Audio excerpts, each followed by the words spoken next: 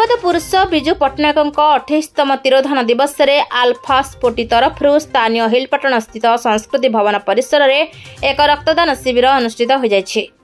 एही शिविर को जिला बीजेडी सभापति डॉक्टर रमेश चंद्र चौ पट्टनायक मुख्य अतिथि भावे जोगदेई उद्घाटन करथिले।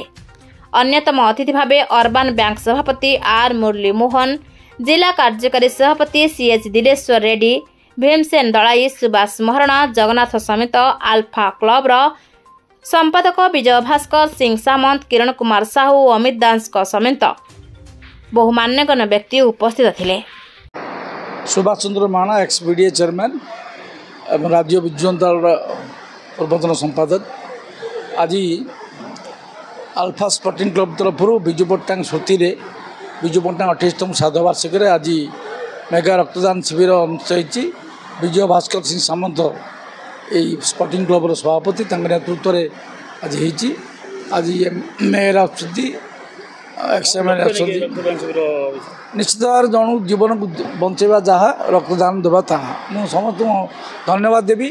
एभली कार्यक्रम से सामिल होती विजु पट्टनायक ना गोटे जातीय नेता जो जहाँ ना कहले सारा पृथ्वी जानती, जहाँ ना कहले सारा देश चकित होती जे विजु पट्टनायक एभली कार्य करछंती।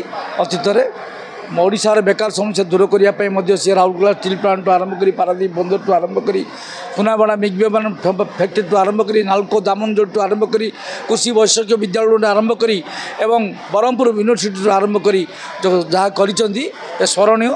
स्मरण करने आज एभली नेता स्मरण करने जो रक्तदान शिविर कर आल्फा स्पोर्टिंग क्लब को धन्यवाद देवी।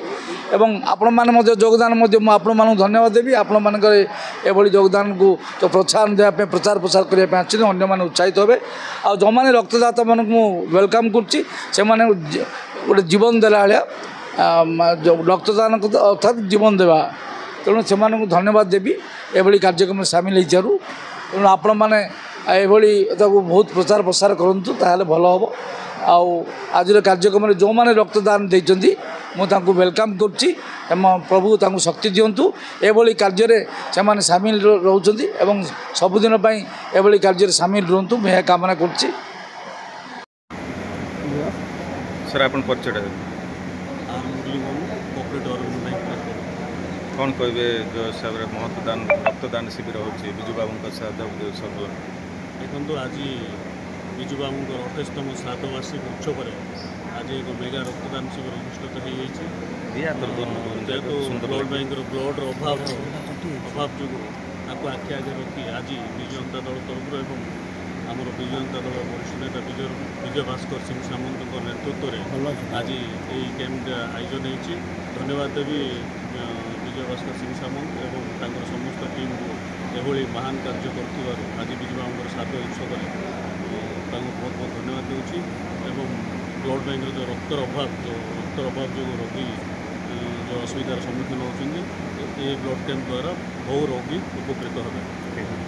विजय Bhaskar Singh Samant alpha sporting club general secretary आज मेगा रक्तदान शिविर कौन उद्देश्य नहीं कर आज ओडिशार पूर्वतन मुख्यमंत्री तथा प्रवाद पुरुष विजु पट्टनायक श्राद्धवार्षिक उपलक्षे आम 28तम उपलक्षे आज तार गोटे मेगा रक्तदान शिविर कर जनसाधारण ब्लड घोर अभाव हो खरा दिने से आम निष्पत्ति नेलु क्लब तरफ आज ब्लड कैंप जोड़े करने 200 आम टार्गेट अच्छे।